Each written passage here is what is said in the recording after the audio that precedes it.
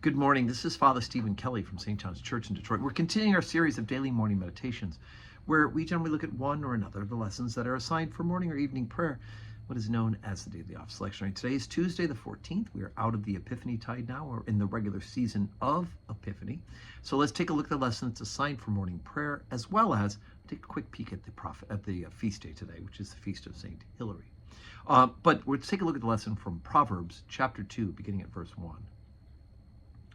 My son, if thou wilt receive my words, and hide my commandments with thee, so that thou incline thine ear unto wisdom, and apply thine heart to understanding, yea, if thou criest after knowledge, and liftest up thy voice for understanding, if thou seekest her as silver, and searchest for her as for hid treasures, then shalt thou understand the fear of the Lord, and find the knowledge of God.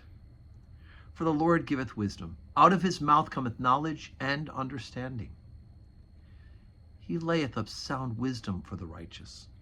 He is a buckler to them that walk uprightly. He keepeth the paths of judgment, and preserveth the way of his saints. Then shalt thou understand righteousness, and judgment, and equity, yea, every good path. Okay, so Proverbs is a great book because it's a book of wisdom sayings, right? And it's giving advice on how it is to live. And we're near the beginning of it, obviously, chapter 2. The first couple chapters, we deal with the idea that wisdom is one of the great things that we should be striving after. Wisdom and knowledge of the Lord, right? Why? Because wisdom is created by God, right? And it says, as we heard for a second ago, for the Lord giveth wisdom. Out of his mouth cometh knowledge and understanding. So for us to even begin to have any really knowledge about God and the way we're supposed to live, or to have any understanding about it, we need to seek holy wisdom. We need to ask God to give us that inner power and strength to seek after that which is divinely inspired for us. So it's important for us to do. But also I want to make a mention today. Today on the old calendar is the Feast of St. Hilary. Now, the modern calendar has it being observed on the 13th, but of course that's the octave day of Epiphany, so obviously that would take precedence. But Saint Hilary was born in Poitiers and in France, what was known as Gaul back then. He died in the 4th century, lived and died in the 4th century.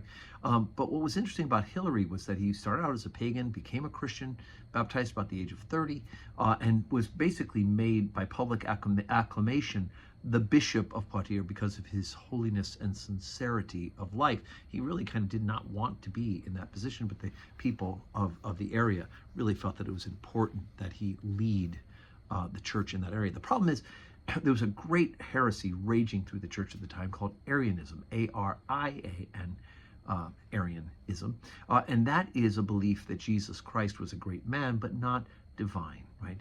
That in fact he was not co-substantial with the Father, right? Consubstantia, and in Greek, what is known as homoousios. It's of the same, right? He's of the same nature, one being with God, right? So these are the same, not alike or similar, whereas the Arians held that he was, in fact, created by God the Father, and then, so therefore not fully God and fully man.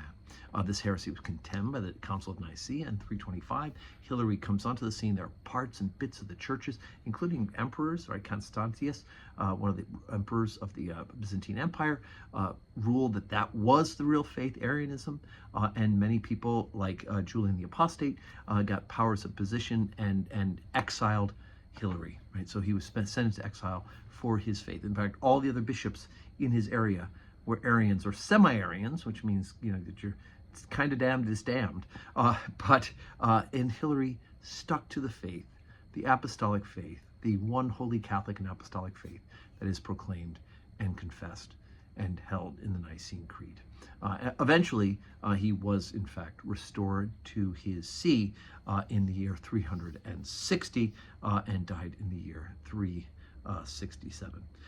What's interesting is one of the people he did convert and baptize would be the great Saint Martin of Tours. So anyway, we'll talk a little bit more about him at Mass today. But it's good to know that sometimes you can be the only person who's right as long as you stick to the unbroken teaching of the Church. It's very important. So today is Tuesday, 12:15 Holy Communion, 4 o'clock evening prayer.